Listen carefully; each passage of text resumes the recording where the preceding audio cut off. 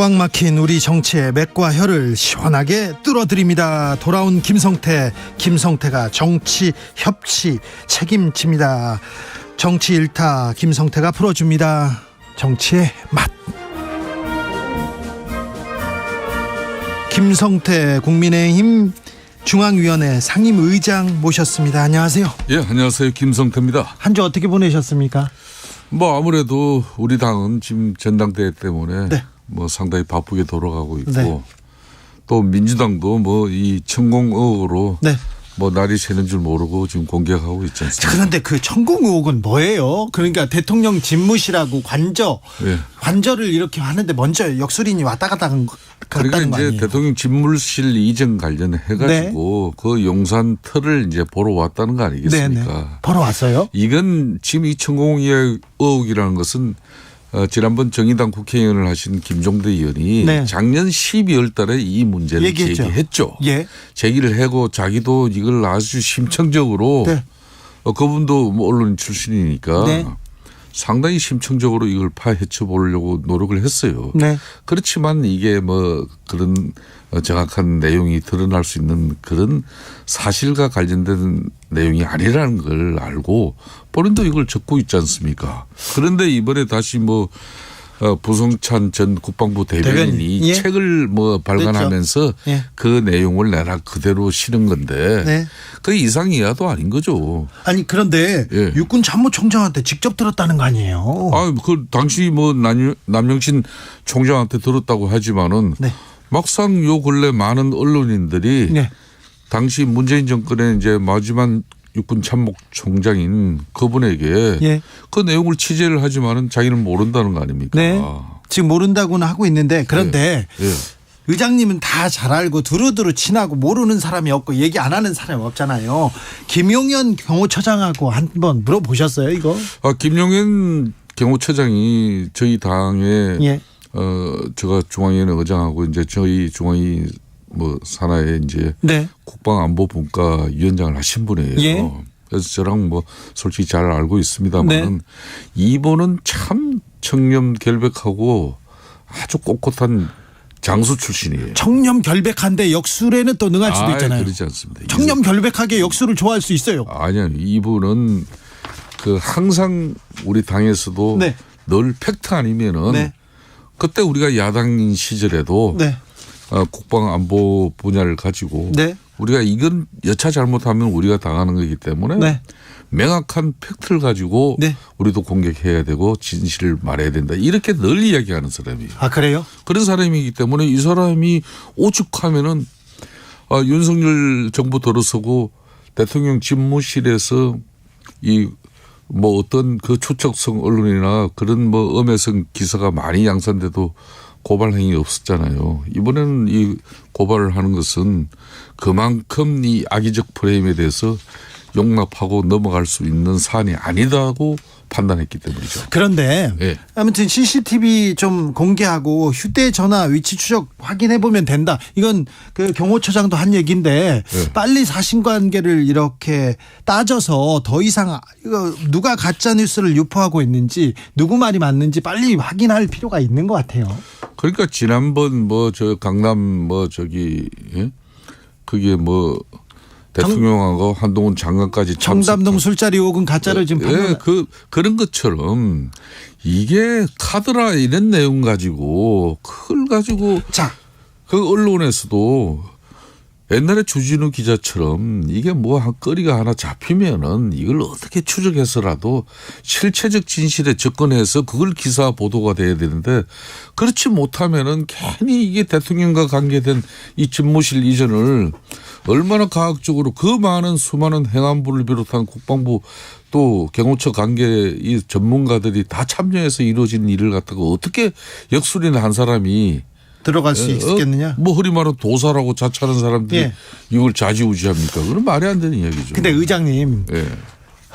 천공이 계속해서 자기 존재감을 보이려고도 해요. 역술인들은 그렇습니다. 그렇습니다. 그런데 그래서 대통령이 뉴욕에 갔을 때 뉴욕에서 나타나고 또 대통령한테 자기가 검찰총장 그만두라고 했다고 하고 그리고 또 대통령도 여러 천공 의혹을 또 예전에는 부추긴 측면도 있어요. 근데 이런 의혹은 빨리 정리해 주는 게 맞지 않습니까? 대통령실에서. 좋습니다. 그 천공인지 망공인지 뭐 이런 사람들 네. 대통령 주변에 얼씬거리면 안 되는 거죠. 그렇죠. 네. 그래서 뭐 이런 또 이 천공옥 사건과 관련해서는 네. 이게 뭐 또 해프닝이 될 겁니다만은 이런 이야기가 해프닝일 안 것이다. 나오도록 해야죠. 네, 안 나오도록 해야 되는데 해야죠. 사실관계가 어떻게 되는지는 따져보겠습니다. 그렇습니다. 천공 만공이 아니라 이병철 씨였는데 이천공 씨로 이름을 바꿨어요. 이름이 이천공 씨예요. 네. 천공. 네. 아무튼 역술 얘기, 무속 얘기가 나오는 건 뭐 바람직하지 않으니 빨리 정리해야 됩니다. 아무튼 국회에서 천공을 증인으로 채택해서 부른다 이런 얘기도 좀 나오는데 그 민주당 입장에서도 뭐 야당 입장에서 또 이런 언론 보도가 이루어졌으니까 이 내용을 가지고 이제 공격을 하고 억을 뭐 양산시켜 나가고 그런 거지만은 이걸 가지고 특검한다. 대한민국에 특검할 게 없어서 이런 걸 가지고 특검을 합니까? 자, 바로 사실관계 확인하고. 네, 사실관계 확인하죠. 이때 3월 초에는 윤석열 정부가 작년에 출범한 것은 5월이래요. 그렇잖아요. 네. 그죠? 예. 5월 달이잖아요. 그러면 3월 달에는 아직까지 문재인 정부 시절이에요. 예. 그러면 거기와 관련한 모든 자료나 그 당시에 그 팩트적인 내용이 있다 그러면은 이거는 당시 또 그 남영신 육참 총장도 문재인 대통령께서 마지막 임명한 육군 참모 총장이에요. 자, 알겠습니다. 이런 사실을 하나만 가지고도 이걸 어떻게 지금 윤석열 정부에서 이런 걸 뭐 입막음을 하고 이걸 뭐 숨길 수가 있겠어요. 그런데 이런데 민주당이 너무 깊게 빠지면 안 된다는 거예요. 알겠습니다. 그런데 의장님, 예. 그 김종대 의원이 예. 이 문제 제기를 했을 때도 그렇고 이번에 부승찬 전 국방부 대변인이 문제 제기했을 때도 대통령실에서 바로 고발 조치했습니다. 예. 대통령실의 대응이 이게 사실관계 확인을 먼저 하면 될 것을 고발만 좀 남발한다 이런 지적도 좀 있어요. 고발을 남발하는 건 아니죠. 지금까지 윤석열 정부가 출범 이후에 네. 그 수많은 그 비방 특히 김건희 여사 관련하고도 뭐 넘치는 그런 의혹 보도 기사들이 많았지만은 네. 이걸 법적으로 대응한 거는 이번이 처음이지 않습니까? 두 번째. 더 이상 이제 대통령 집무실 입장에서도 이 악의적 프레임을 그대로 양산하고 그대로 또 재생산되는 그런 일련의 상황을 더 이상 묵과할 수 없다는 것이죠. 예, 알겠습니다. 네. 그렇기 때문에 과거에 주진우 기자처럼 한번 물었다면은 끝장을 볼 수 있는 그런 걸 가지고 이렇게 꼼짝달싹도 못할 정도로 만들어 가지고 네. 민주당도 때로는 공세가 되고 이게 국민적 의혹으로 이게 진짜 성복이 안 되면 특검으로 가고 이렇게 돼야 되는 거지. 알겠어요. 카드라만 가지고 어떻게 일을 벌립니까? 제가 취재하면 구속돼요. 이명박 전 대통령 구속됐잖아요. 그러니까 그 정도는 돼야지 그래도. 자, 전당대회 후보 등록 마무리됐습니다. 신경전은 거세지고 있는데 네. 나경원 안 된다 그러더니 안철수는 안 됩니까? 윤핵관들이 다 이렇게 좀 다급해한지 또 이제 안철수 의원을 비방하는 그런 모양새네요. 그래 이 윤심 가지고 이 전당대에서 이렇게 참 논란이 되고 그러게요. 이런 경우는 참 그렇게 많지 않아요. 역대 대통령들께서 이 당이든 저 당이든 네. 사실상 전당대회를 하면은 이 골치 아픈 전당대회에 엠망을 하면은 연루 안 되고 네. 막 이렇게 막 연관성이 이어지지 않게 하려고 네. 심지어 역대 대통령들은 보면은 조심하죠. 그냥 조심뿐만 아니라 해외 일정을 잡아요. 네. 그렇게 해서라도 맞습니다. 이 전당대회 판에 네. 쉽게 말하면 대통령실이 끼어드는 거는 피하는 거예요. 예. 당연히 윤석열 대통령께서도 이 판에 끼어서는 안 된다는 걸 아는 겁니다. 그런데요. 이 정치 선거판은요. 네. 부모, 형제, 자식 간에도 왼수가 되고. 네, 그렇습니까? 예, 그렇게 되는 거죠. 네. 그렇기 때문에 용산 입장에서 이 판에 왜 끼어들어야 되는데 문제는 말이에요. 네. 지금 우리 주 기자 말씀하신 대로 흔히 말하는 대통령 측근 인사라는 사람들이 네. 좀 더 강한 입장을 가지고 좀 대통령과 좀 소통이 원활한 네. 그런 당정 관계를 네. 희망하는 입장에서 네. 그런 역대 이제 우리 당이 몇 번 그런 경험을 했어요. 네. 대통령과 이렇게 좀 소통이 원만치 않은 그런 뭐 전당대회 결과가 나오면 불행해지더라 이거죠. 네. 박근혜 대통령 탄핵까지도 어떻게 보면 그 씨앗은 전당대회에서 시작됐다 해도 과언이 아니에요. 그럴 수도 있죠. 예, 그렇기 때문에 이제 대통령 흔히 말하는 측근 인사를 하시는 분들이 뭐 대통령하고 소통을 바라는 그런 원만한 당정 관계를 희망하는 차원에서 여러 의견이 나올 수 있습니다만은 특정 뭐 후보들을 계속 뭐 이렇게 안 되는 식으로 뭐 얘기하고 있어요. 지금. 그런 식으로 가는 모양새는 결코 바람직하지는 않겠죠. 근데 윤핵관들이 지금 맹폭 기류입니다. 그리고요 대통령실에서 나섰어요. 조선일보는요 대통령실 안철수는 뭐 윤심 아니다 이런 보도가 나왔습니다. 오늘 아침에 이걸 또 어찌 봐야 됩니까? 갑작스럽게 김영우 그러니까 안철수 의원의 선대위원장 맡고 있는 김영우 전 의원 대통령 직속 국민통합위원회 위원회에서 해촉하기도 했어요. 네. 이건 윤핵관뿐만 아니라 대통령실에서도 이게 메시지를 보냈다 이럴 수 있잖아요. 뭐 대통령실 입장에서 그만큼 이제 이 전당대회 관련해서 자기네들이 여기에 뭐 솔직히 관여하거나 또 뭐 어떤 그런 오해를 불러일으킬 만한 그런 사안을 없애겠다는 거겠죠. 그러니까 사실상 그 김용우 이제 안철수 캠프의 선대위원장께서도 그 부분도 뭐 위원이에요. 네. 국민통합위원회 그 위원 자격인데. 네. 뭐 그것도 넘겨칠 수 있겠습니다만은 또 문제 제기하는 누군가는 있었겠지 않습니까? 네. 뭐 그런 차원에서 이 대통령실에서 네.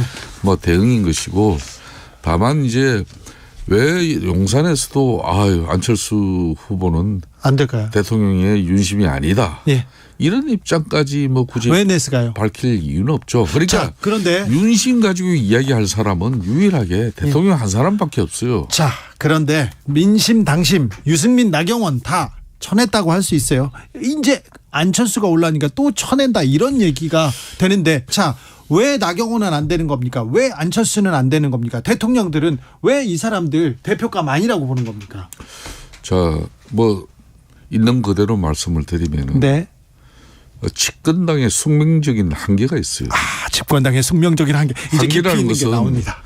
더군다나 윤석열 정부가 출범한 지 지금 현재 8개월째밖에 되지 않습니다. 그렇습니다. 앞으로도 5년을 가야 되는 네. 그런 엄청난 이거 장거리인데 이 장거리 운행을 하는데 그 운전대를 잡은 운전수는 네. 안전 운행을 해서 집중해야 되는 것이고 네. 또 안전 운행을 방해하는 네. 혼란스럽게 하거나 네. 주변을 딴맘을 먹거나 딴 마음을 묻거나 네. 운전을 방해하는 그런 뭐 손님이나 이런 게 주변에 많으면 힘들겠죠. 그런데 그런 측면에서 자 이게 아무래도 자신들의 정치적 욕구가 남아 있는 사람들, 네. 정치인들은 뭐 정치적 욕구가 없으면 정치를 할 이유가 없습니다만은 대권욕 특히 대권욕이나 자기 정치를 위해서 이 전당대 그리고 당 대표를 발판으로 가지고 자기 정치를 시작하게 하면은 집권한 지 8개월밖에 안 되는 대통령은 묻힐 수밖에 없는 거죠. 자, 그러면요. 네? 유승민, 나경원, 안철수 같은 대권 후보가 당권을 잡으면 대통령보다 그 앞으로 차기 대권에 관심이 갈 수밖에 없기 때문에 그런 대권 주자들은 안 된다 이렇게 생각하는 거예요. 제가 뭐 꼭 집어서 그런 내용이 아니라 네. 자기 정치에 함몰되는 당의 대표 같은 경우에는 네. 아무래도 집권당의 제가 숙명적 한계라는 것은 집권당에서 배출한 대통령이 국정 운영을 원만하게 이끌어갈 수 있도록 뒷바라지를 해주는 게 가장 큰 책무입니다. 네. 그 책무가 소홀해질 수 있는 거죠. 네. 아무래도 언론의 당의 중심이 이슈의 중심에 서려고 그러고 또 때로는 용산하고 대통령 집무실과 큰 엇박자를 내면서 네. 당정이 이게 소란스러워지고 좀 삐그덕거리기 시작하면은 이건 국민들로부터 대통령의 국정 운영이 안정적인 모습을 보여줄 수가 없는 겁니다. 그렇다면은 네. 그래서 역대 이제 당 대표 같은 경우도 이게 이제 가장 대통령 주변의 분들이 걱정하는 게 네. 이게 총선 때면 여지없이 드러나요. 네. 총선 때 아무래도 자기 정치 다음에 차기 대권이라든지 안 그러면 이 전당대 당대표를 발판으로 더 정치적 입지를 굳히려고 하는 사람은 특히 총선 때가 되면은 자기 사람을 꽂아야 됩니다. 그렇죠. 많이 포진시켜야만이 자기 자신의 정치적 기반이 공고해지는 거죠. 네. 그러려면은 아무래도 용산하고 또 마찰이 생길 수밖에 없는 거예요. 알겠어요. 그렇다 보면은 그럼 총선에 집권 나온 총선에서 안정적인 대통령실하고 안정적 당정 관계를 통해서 국민들에게 이 안정적인 모습이 가장 중요한 건데 엇박자 나서 공천 또 학살이 뭐가 어떻고 뭐 그냥 공천 혼란이 빠져버리면은 집권 나간 총선 버려버리는 겁니다. 알겠습니다. 그러면요. 근데 그러면 대통령과 대통령실에서 예. 자기 대권 주자를 견제하려고 지금 이렇게 계속해서 비판하는 겁니까? 그러면? 뭐 견제하기 위해서 비판이라기보다는 무서워서. 더 이상 윤심팔이는 하지 말라는 거죠. 그래서?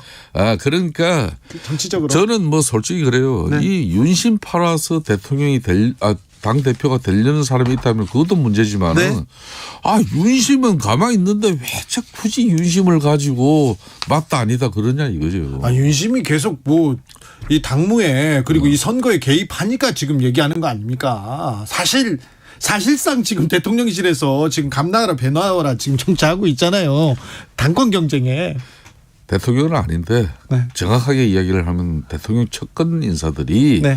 예민한 반응을 보이는 것은 사실이죠. 알겠습니다. 네. 예, 좀 그런 내용들이 일부 또 거칠고 그런 부분이 돼서 이제 국민들이나 우리 당원들의 일부 네. 좀 우려가 있는 것은 사실이죠. 알겠습니다. 거칠고 적극적인 언사 그리고 행동 예민한 반응 이런 것도 윤 대통령의 성격과도 겹치기도 합니다. 그런데 조금 김기현 예. 조금 열세인 후보인데 계속해서 그렇게 밀어줘도 계속 밀리는데 윤핵관 김기현을 기둥으로 대표로 세운다. 이거 총선 괜찮겠습니까? 국민의힘? 저는 처음에 뭐 제가 방송을 시작하면서부터 네. 이야기를 했습니다마는 네. 이번 국민의힘 전당대회 당대표는 관리형 대표가 될 수밖에 없어요. 관리형이다. 네. 관리형입니다. 저는 네. 뭐 관리형 대표를 제가 왜 이야기를 하는가 하면요. 네. 좀 전에도 이야기를 했습니다마는 당 대표가 자기 주도적으로 네. 자기의 정치적 어떤 기반을 위한 다음 총선 체제를 가져가기 위한 당 체제가 돼버리면은 네. 이게 용산 대통령실과 네. 마찰이 날 수밖에 없는 거예요. 그럴 수밖에 없죠. 그럼 총선을 지는 거예요. 네. 그래서 이제 관리형 대표의 한계를 솔직히 자임하고 네. 이번 전당대회에 임해줘야 된다. 저는 그거는 명확한 입장이에요. 그렇죠. 알겠습니다. 그런데 자기 정치 네. 뭐 전당대회에서 자기가 뭐 공천을 주도해서 네. 뭐 이기는 선거 하겠다 그러지만은 네. 그게 이제 사실상 대통령실과 원만해지지 않으면은 이건 바로 불행으로 가는 겁니다. 알겠습니다. 관리형 대표가 될 것이다. 그래야 국민의힘한테 미래가 있다는 얘기는 지금 의장님께서 그러면 이제 줄곧 얘기하죠. 김기현 지금 현재 당 대표 후보는 네. 내년 총선을 치를 수 있는 그런 당의 간판 그런 리더십으로 우리 당원들이나 국민들이 그렇게 보지 않는 그런 우려가 있지 않냐. 이 주진우 기자는 이 이야기인데 왜 그런 사람을 굳이 하려고 하냐 이거 아니에요. 뭐 총선을 치르기에 이게 전략적으로 이런 맞나? 겁니다. 네. 지금 당 대표가 3월 8일 날 당선이 되면은 네. 안정적으로 원만한 당정 관계를 통해서 대통령의 국정 운영을 뒷받침해주고 예. 또 총선을 리드해 나갈 그런 그래도 일정 부분 야전 사령관원의 또 그런 역량이 부족하면은 네. 그때는 선대위 체제를 좀 보강해서라도 그런 좀 핸디캡이나 부족함을 메꿀 수가 있어요. 알겠습니다. 이렇게 메꾸는 게 자기 정치나 또 다음 후위를 도모하는 사람들의 그런 공천 논란보다는 훨씬 우리 당이 안정적이라는 거죠. 알겠습니다. 자, 김성태 의장님 얘기를 들어보니까 용산의 생각이 조금 짐작이 갑니다. 스타성, 권력, 비전 이런 거 말고요. 관리형 얘기하는 이종남님 그러면요. 존재감도 없고 정치력도 없어야 당대표감인가요? 이렇게 물어보고요. 예. 0516님은 당대표는 허수아비인가요? 당을 이끌어가고 대통령을 도와야지 허수아비면 안 되잖아요. 이런 얘기도 하는데 예. 허수아비는 제가 존재감도 없고 정치력도 부재하고 또 허수아비고 이런 사람 안 치면 안 되죠. 아 그렇죠. 그리고 김기현 또 지금 현재 후보나 네. 안철수 후보, 윤핵 후보 이 두 사람 다 네. 안철수도 이제 후보 같은 경우도 정치 10년이에요. 10년 했어요. 뭐 양보 정치, 철수 정치 뭐 많은 했지만은 이제 단단해졌어요. 제가 보기에는. 네. 단단해져서 내공도 많이 높아졌고 네. 그리고 리더십도 많이 좋아졌어요. 예. 전에처럼 자기 주변의 사람들을 쉽게 또 내치지도 않을 것 같아요. 예. 그래서 이제 그런 만큼 이제 안철수 그 후보의 안정적인 이미지가 상당히 나경원, 유승민 이런 뭐 후보들이 불출마 내지는 또 불출마로 기결되는 그런 상황에서도 좀 이제 그 반사 이익을 보는 거 아니겠습니까? 알겠습니다. 마찬가지로 네.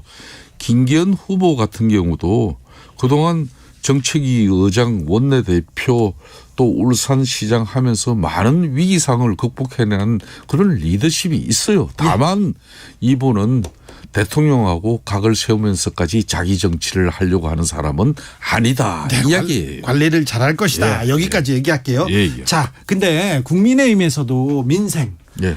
경제 위기 이 극복하겠다는 비전을 좀 줘야 되는데 안철수는 양말, 김기현은 남진, 김연경 사진 이런 논란 나오는 거 보면 조금 안타깝죠. 쪼다 같은 선거운동 하는 거죠. 아이고, 이런 뭐 아니 바보들도 아니고 말이에요. 무슨 감성 가지고 정치를 하는 겁니까 전당대회에서. 네. 아니 윤석열 대통령하고 당정관계 어떻게 유지하면서 네. 또 당원들이 무조건 윤석열 대통령의 성공만을 위해서 헌신 희생해야 된다는 그런 논리도 다 수용하지 못하는 당원들도 많아요. 예, 그렇기 예. 때문에 비판적 목소리도 어떻게 가감없이 용산하고 예. 당정관계를 통해서 반영하고 그렇죠. 또 잘못한 건 잘못했다고 또 내년 하고. 총선의 입장도 네. 청와대 용산의 일방적인 어떤 공천의 입장이 오더라도 네. 당은 우리 국민들이 납득하고 인정할 수 있는 그런 공명정당한 공천 룰을 가지고 네. 우리가 총선에서 이길 수 있는 그런 비전 제시 그런 소신과 의지 그걸 가지고 지금 전당대회를 치러야 되는데 그렇죠. 맨날 말이야 윤심팔이가 또 윤심이 맞니 안 맞니 그 싸우는 게 이게 무슨 모양이세요. 그러니까요. 아유, 네. 그 얘기를 좀 새겨 들으세요. 아이 정말 전당대회 이 당권 주자들이 이런 모양새로 이 판을 만들어가면 안 되는 거예요. 이거. 알겠습니다. 절대 안 됩니다. 자, 친 이준석계도 또 움직이기 시작했어요. 이번 당권에서 이준석 바람은 어느 정도로 보십니까? 아니 뭐 우리 전당대회 당연히 이준석 전 대표의 뭐 바람 내지는 그 영향력이 들어올 수 있으면 들어와야죠. 전당대회는 우리 국민의힘 온 당원들의 축제의 한마당인데. 네네. 잔치상 잔치판에 뭐 안 끼어들 사람이 어디 있어요. 다 네. 들어와야죠. 좋습니다. 네. 정치의 맛은 이런 맛이 있었군요. 김성태 국민의힘 중앙위원회 상임의장이었습니다. 감사합니다. 예, 감사합니다.